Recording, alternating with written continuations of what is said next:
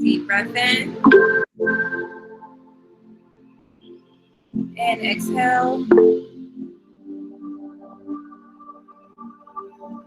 Deep breath in. And exhale.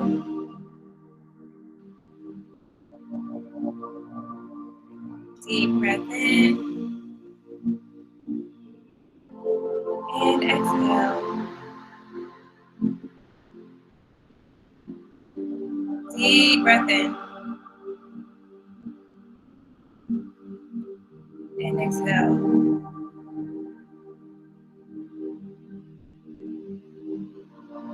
One more time. And exhale.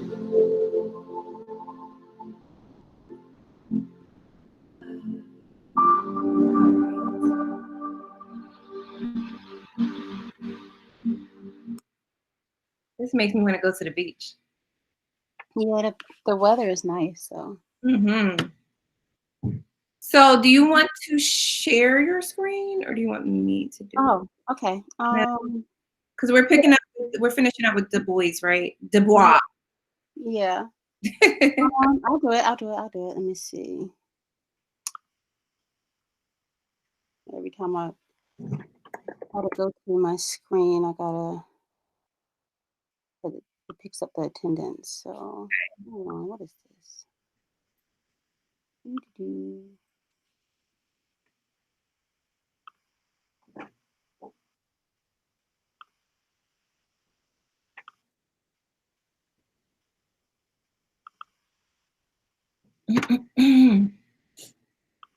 Okay, so nope, it was not last week.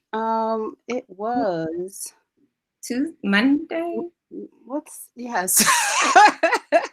So Monday, yes, we started learning about leading Black intellectuals of the time. We learned about which two? I'll let you guys answer that.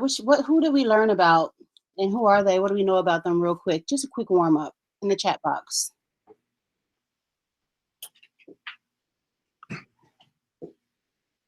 All right, I'll let you know if we have anything. We got Marcus Garvey Washington.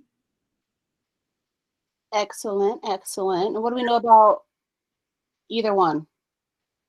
Okay. So what do you guys know about? Let's start with Dubois. No. Oh, wait. In any other ones that they put in there? Yeah, what do they know about, what do they remember from the last time we spoke? What did they learn about Washington, about Garvey? Okay, it says Garvey wanted a Pan-African state. Country. Washington was controversial. So that Garvey wanted a Pan-African state was James. Daisy says Washington was controversial. Okay, anything else?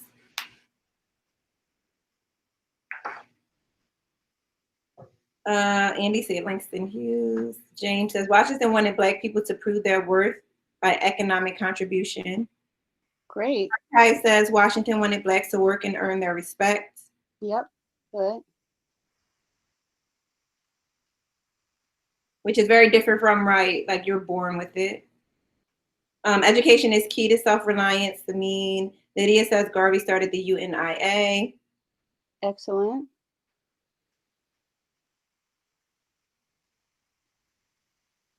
All right, so both men push self-reliance. Marcus Garvey, also known as founder of Black nationalism. Good. He is given that title, although he's not the father. Well, he wasn't the first. Maybe he popularized it more than Martin Delany. A lot of people don't even know about Martin Delany.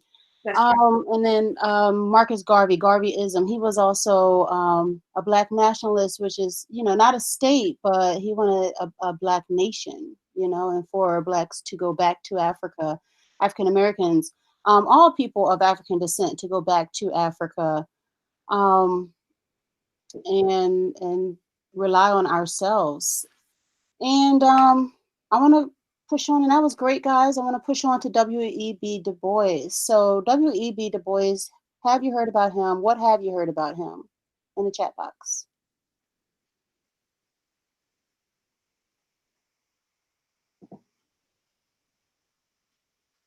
Oh yeah, you're right, Liddy. University Negro Association.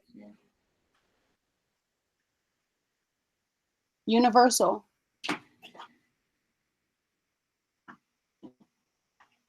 NAACP. Yes. Which okay. So for DuBois, yes. He helped to edit the newspaper. So that was Lou. All right, anybody else?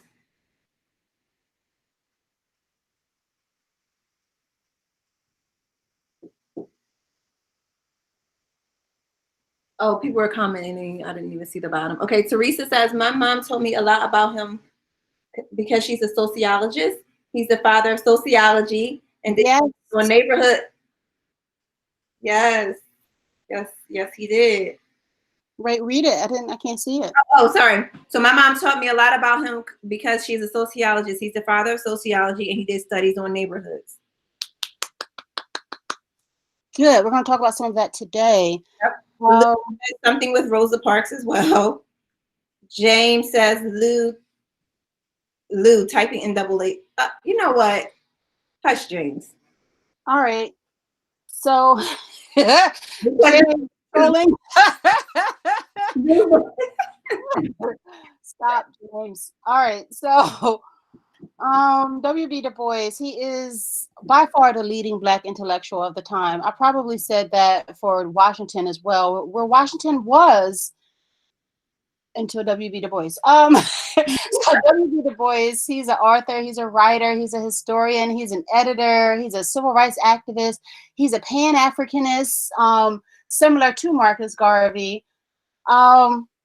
And he's a poet. He's just everything. And if ever you get a chance to read any of his writing, anything that I mentioned in this slide, your mind will be blown. You know, will be challenging, a challenging read, but a worthwhile reading as well. And if you are interested in sociology, you'll run into him. If you're interested in writing, you'll run into him. If you're interested in history, you'll run into him. So his work in his lifetime, civil rights, it just spans so many different disciplines. So W.E.B. Du Bois, William Edward Burghardt Du Bois.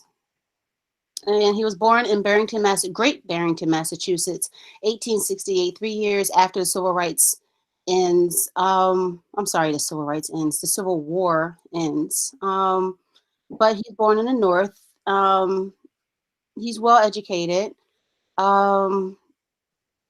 He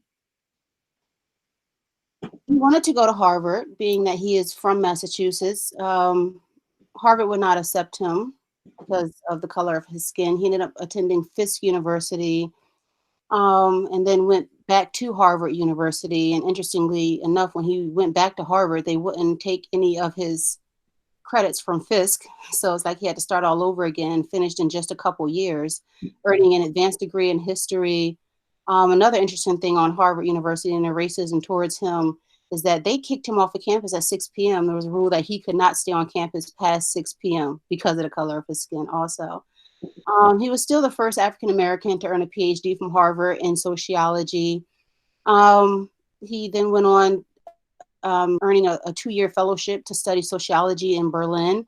And he is considered the father of sociology because of his work in the field of sociology and so many groundbreaking studies and being the first to come up with so many theories and terms that are still used today.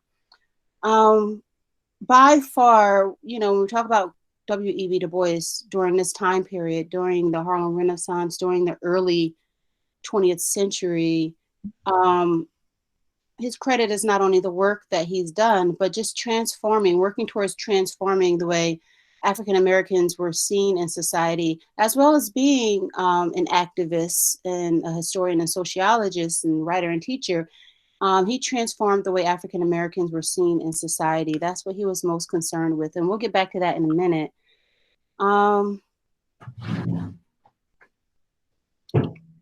Questions so far?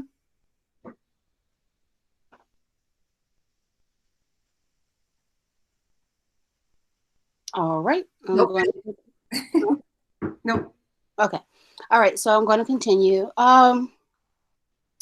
So after coming back to America from Berlin, he took up a job as a history professor at Atlanta University, and he also was hired by University of Pennsylvania, and this is what Edel was talking about, to conduct a study on African Americans. So the University of Pennsylvania paid him to conduct a study. He went door to door, talked to almost 10,000 African Americans in Philadelphia's 7th Ward, created, survey and collected data and analyzed the data to solve the racial issues for Black Americans. What he learned is that, and during this study, is that a lot of the issues that African Americans faced in America were due to race prejudice, not racial inferiority, which was a completely radical idea in this era during Jim Crow, where most people believed that race was in fact biological and not a social construct.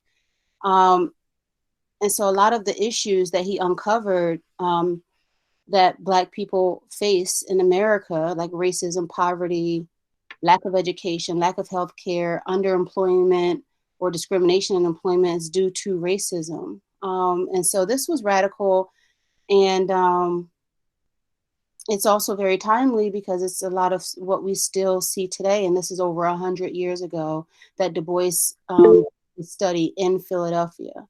So this study was conducted, he started it 1896, and this study, The Philadelphia Negro, was published in 1899. Was there a question? So I was about to say, Alina just commented biological racism. Yeah, Kendi. Period. What else? He worked for the U.S. Bureau of Labor and Statistics in 1897, studying how slavery still impacts African Americans in the South. So again, doing more case studies, doing more data and analysis and surveying, and compiling information that proved and showed how slavery impacted African Americans in the South. He also wrote The Strivings of the Negro People, which is an essay, groundbreaking essay, explaining to white people how it felt to be a victim of racism. That essay, he talks about the death of his son. This is an amazing piece of writing right here. If you ever get a chance to read it, it's not long at all. The Strivings of the Negro People.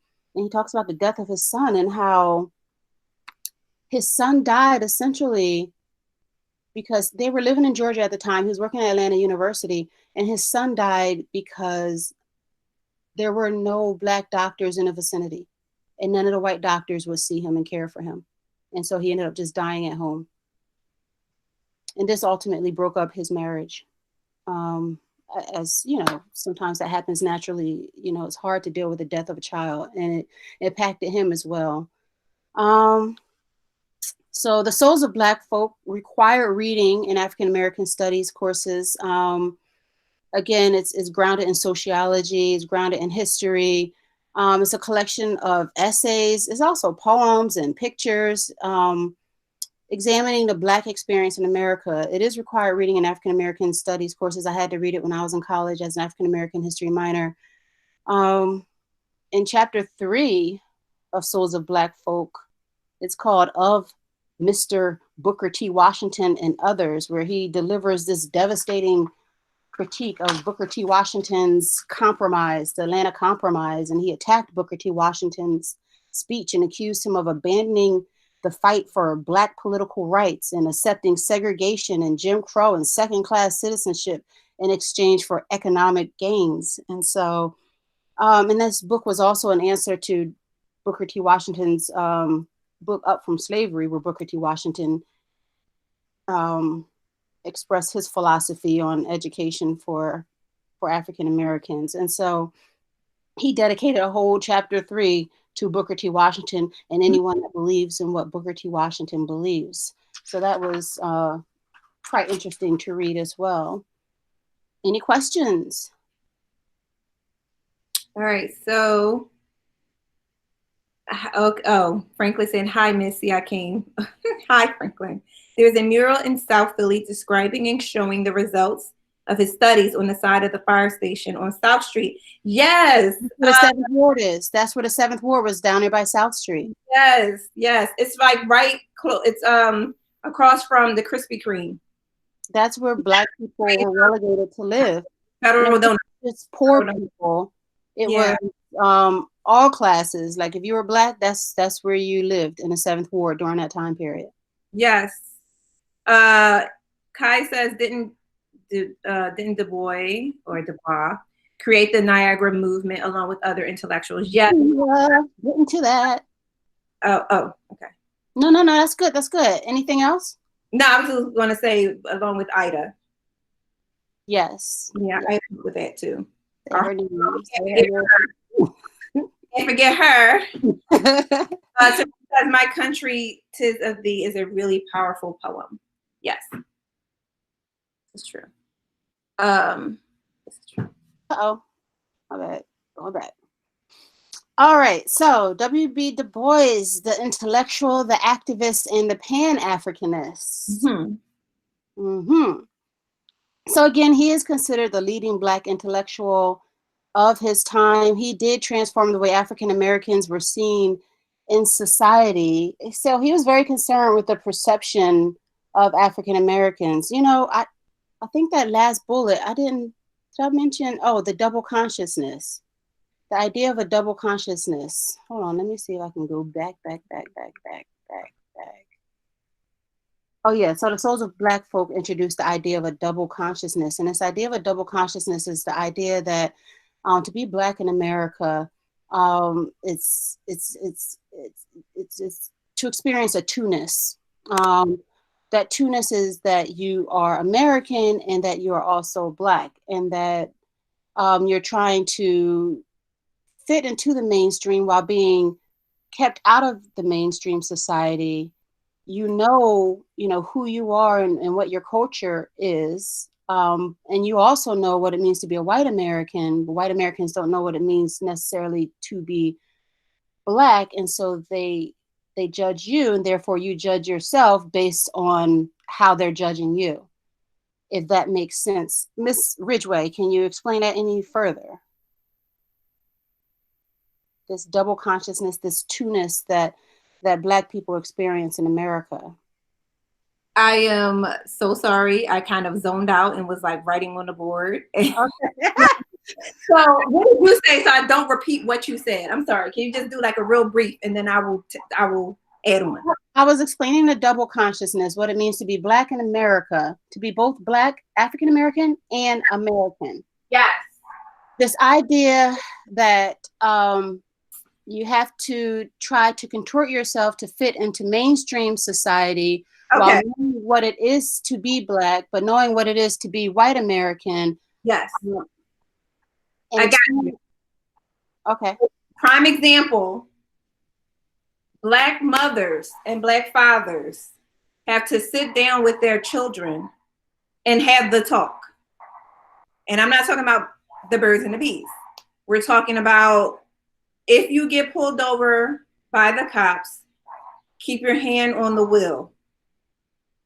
Don't get smart. Do not be angry.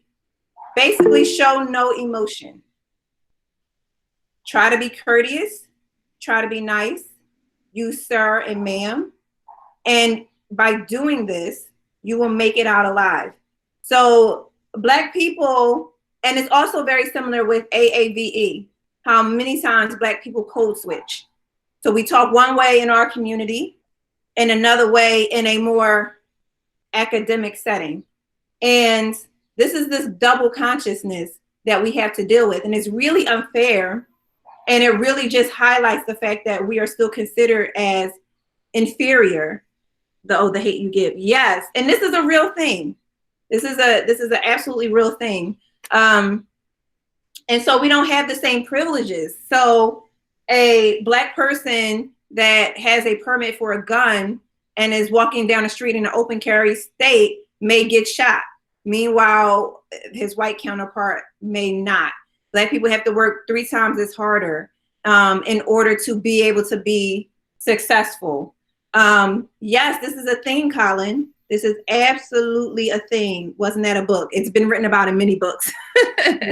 But Yeah. yes.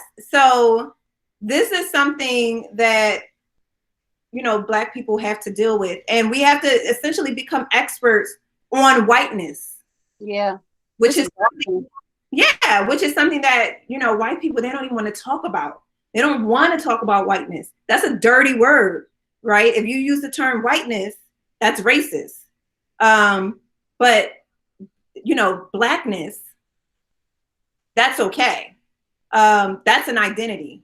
But whiteness, that's not an identity. But Black people, they not only is it an identity for them, they have to understand whiteness in order to understand how to move through the society within their Blackness. And that is the double consciousness. Yeah. Thank you, Miss Ridgway. So thank you, Miss Willie. So W.E.B DuBois, he's very concerned with our perception. You know, he saw it. He saw art as propaganda, and he worked very hard at recreating the image of African Americans in the early 20th century. He tried to make sure everyone knew of our excellence. He was in many ways an elitist. He's from the North, you know, but he did transform the way African Americans were seen in society. One of the early Respectability Politics. Yeah, I put that on a yes. One of the ways that he used art as propaganda is by creating this exhibit in the 1900s World's Fair that was held in Paris in Europe. He created a display called the American Negro Exhibit, in which he displayed 500 images of dignified, well-dressed African Americans of every shade, shape, size, profession, educational pursuit. And he showed African Americans to the world as a people on the rise. And he did this to provide a counter narrative of the stereotypical African American that has gone global. And part of the reason that it has gone global has also to do not only with Jim Crow South and all the propaganda and racist literature and caricatures of African Americans in America, but also the colonization of Africa that's also taken place at this time. And so that propaganda is coming out of Africa as well. So he really took on the job and worked hard at recreating this image of African Americans as respectable people. Like I said, let me see, where am I? He became a leader among emerging Black intellectual elites while he was at Fisk University. His philosophy differed from Booker T. Washington in that he believed in traditional education, not just going to learn a trade, but also, yes, learning about philosophy and reading literature. And so he wanted to create a whole person. He believed that would create a whole person, a man. And that man would then go on and fight for their rights. And that's the idea behind the talented 10th. And so the talented 10th is a term that is used to describe the top 10%, the talented, the extraordinary, the exceptional educated leaders and thinkers. And he believed that this talented 10th, this top 10% of African Americans, that we should pour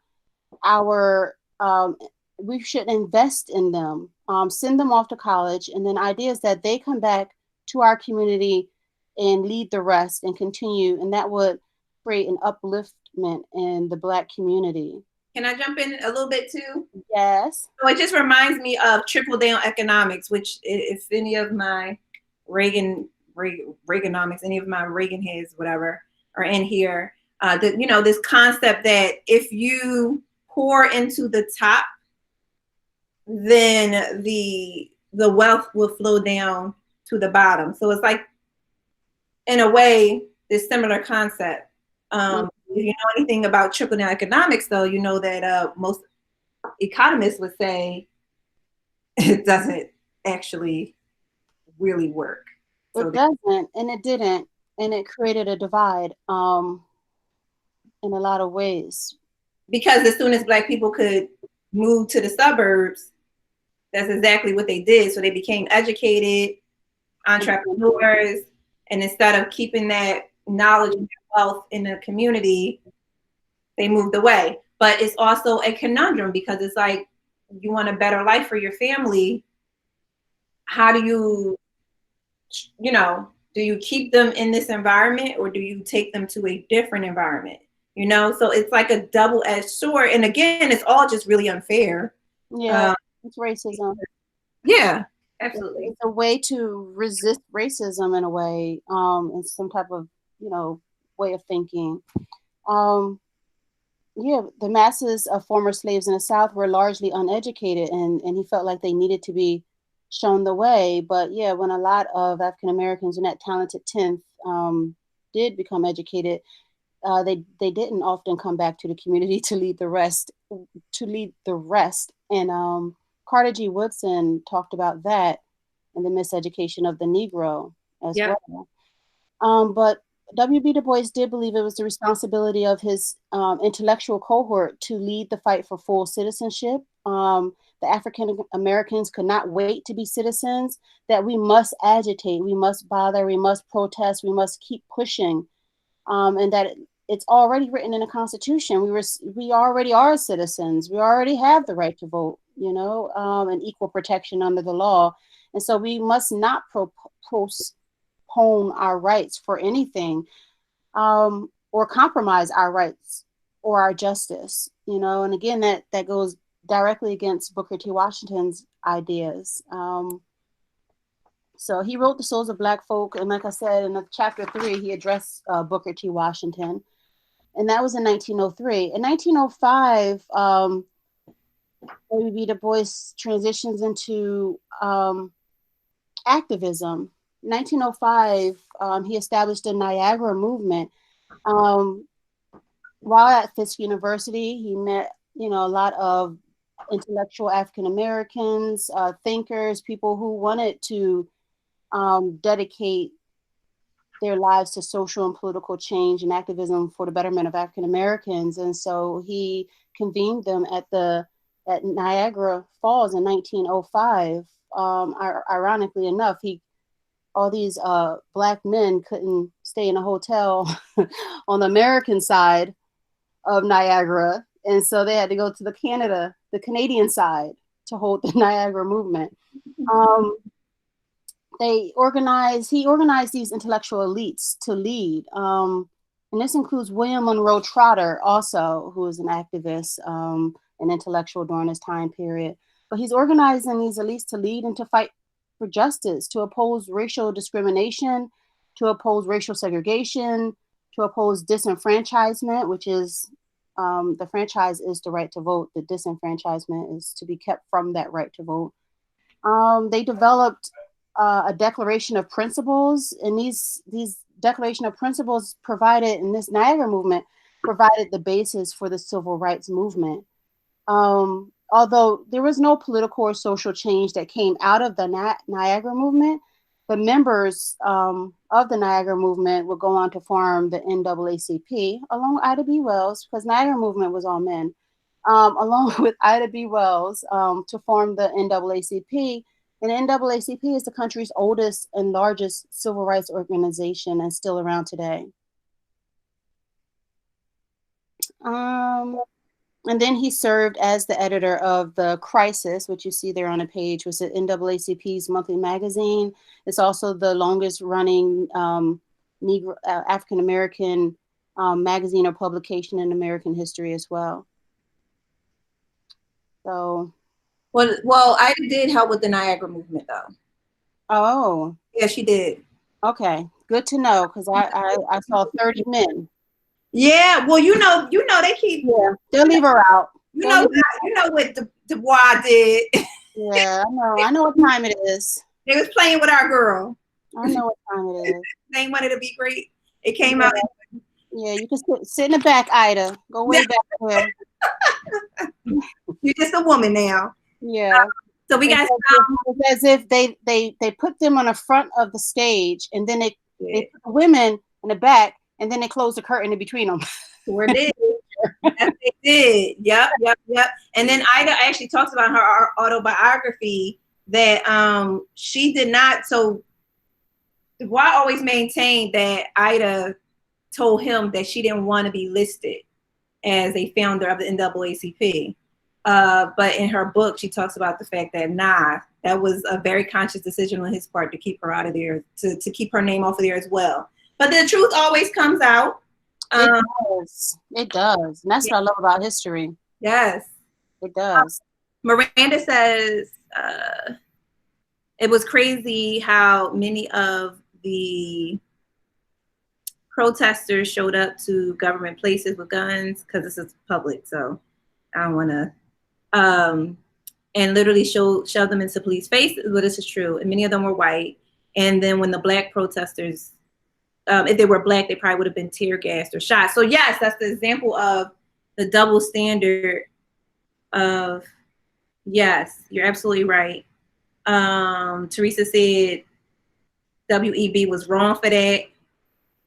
Man's really tried to lie. All right. Well, that was, during this, women's rights has not come up. Well, we've been fighting for women's rights as well. It's still a struggle. Yeah. We're losing kiddos. Huh? We're losing some of the kiddos. Oh, it's not even time yet. I know. But so the last bullet on here says that W.E.B DuBois believed that blacks could leverage arts to gain equality. And so this is his involvement with the Harlem Renaissance. He believed that if blacks were going to achieve equal rights, that they would need to prove their value on a cultural front as well as creators of unique artistic tradition. And this is his involvement in the Harlem Renaissance. But he ran into some conflict with some people who would not subscribe to his elitist attitude of his criticism and what black art should be or do. You can't tell artists how to be artists. They are artists, But he did believe that literature could be an agency for profound change.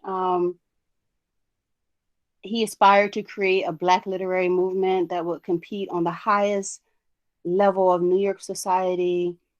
He had publishing house contracts. And this is just 50 or 60 years out of slavery while lynching still, went on. And this is who W.E.B DuBois was.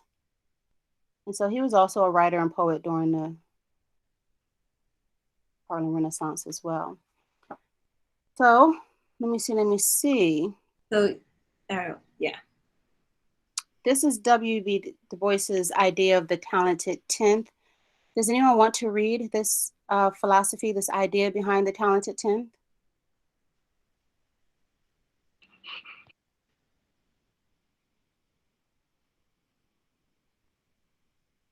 Whoa, James. What you mean?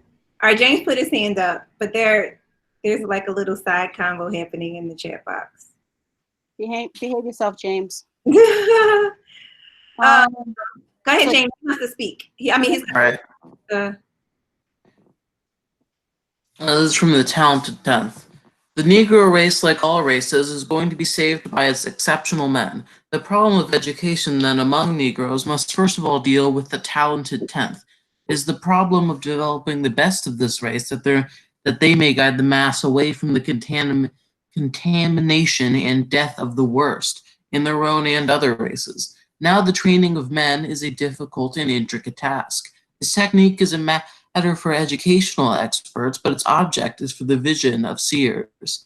If we make money the object of man training, we shall develop money makers, but not necessarily men.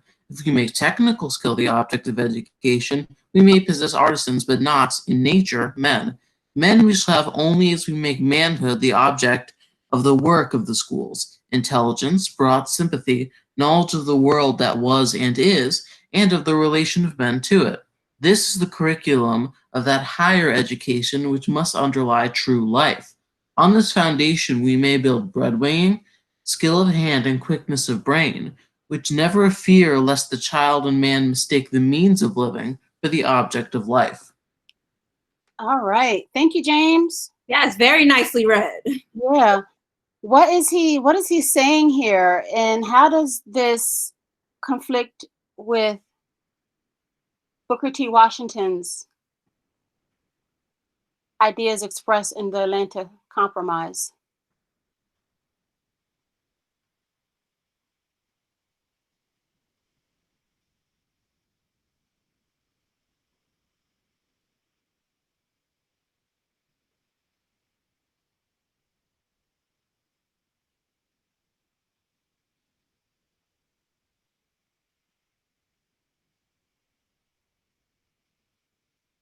Anyone? Can you repeat that, please? Okay, James said learning how to think quickly or be productive is incidental to crafting good people. Wait, hold on. Ms. Ridgway, I want to repeat the question. So the question was, what is W.E.B. Du Bois expressing here about the talented 10?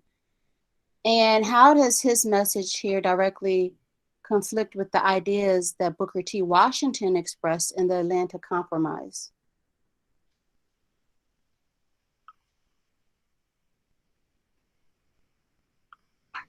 Okay, so we just have James respond. He said learning how to think quickly or be productive is incidental to crafting good people. That's all we have so far.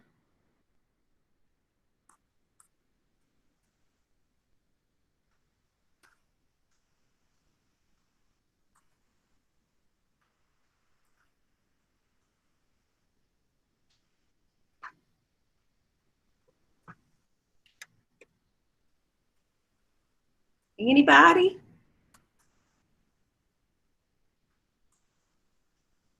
Colin says being a good worker doesn't make you a good person.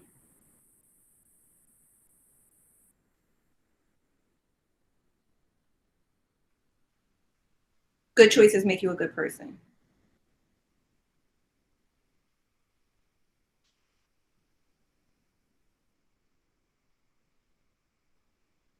That is so quiet today.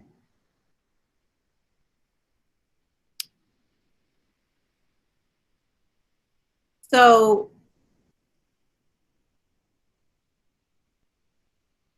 if we think about what these two men's philosophies are, right? You know, Du Bois is what's the where do they differ, right? Where does Du Bois, where does he differ with Washington? Good job, Kaija. Kaija said he wanted Blacks to learn all aspects of life and education, while Washington wanted Blacks to work and not work too much, or not work too much about education. Or I know what you mean, Kaija. Yeah. Worry, okay, and not worry too much about education, or, you know, to learn a trade, you know, and not educate the full person, the total person. Educating the total person, Du Bois felt would make a man. And as a man, then you would know that you are equal and deserving of all of the privileges that everyone else has. Absolutely. Absolutely. But he only wanted that sort of enlightenment, I guess, for what he considered, I guess, arbitrarily to be the top Black people, who would then, because they were self-actualized, be able to lead the masses in doing what you would hope would be benevolent, but like, yeah, so very elitist. Absolutely, you're not wrong in that. You're not wrong. He was concerned with all. He would support the top 10th, and the top talented 10th will come back to the community and help the masses. Right. And the masses. But unfortunately, reality is a lot of times that doesn't happen because because I also feel like it operates off of like a, how can I say this? It's like a good faith system. You know what I'm saying? Like if I make it out, I'm going to come back and help. But the reality is not all Black people think the same. Not all Black people is focused on the community in that type of way. So the reality is you can't just leave it up to the people who are more educated, because a lot of times they may also developed this point of view where, well, if I can do it and if I can figure it out, then so can everyone else. So I'm just worried about me and my family, and that's it. Franklin says, yes, you're right. Franklin says he's also thinking about what Washington said, which is basically like, don't know your right, don't learn. You don't need to get your rights. And he said if they learned, they would have knew their laws. Absolutely. And once you learn the law, nobody can get one over on you. And that's what Carter G. Woodson also talked about in The Miseducation of the Negro. Yep. They didn't want to teach the Constitution in a lot of the black schools in the South. Well, first of all, they didn't want us to read at all. He said I joined and still got it right. I joined late. Hush, Franklin. Well, give yourself a pat on the back, dude. Patting you on the back. All right, so we're past our time, but I think it's okay. We want to, do we want to respond to these questions? What do we want to do, Ms. Ridgway? Oh, I was thinking we can do like a little debate. We only have like 4 minutes left. So I'm wondering if we should to be continued for Monday, or I don't know. Pushing it till Monday. We can push this to Monday, and then they'll have time to actually engage in it in a meaningful way, and then we can segue to the next lesson on Monday. Cool. So let me copy and paste these questions just in case anybody wants to have them and look at them. Oh yes, you're right. Ciao. Oh, yes. It's not live class. So these classes will be next. It is Tuesday. It's Tuesday and Thursday next week. You're right, Zoe. No, I think so. That's what we meant. Yeah. But for the folks in my class, I do like a mini thing. So we'll get to. There's no Thursday this week, Colin. We have Monday and Wednesday this week. So next week we have Tuesday and Thursday. Thursday, yeah. There's a calendar on Google Classroom. All right, you guys, great class. If anybody wants to talk a little bit about the Black Panther Party, we'll talk about it later. But I saw James comment, and we don't mind talking a little bit about it. Oh, well, we have to sing happy birthday. All right, let me stop the recording. Birthday.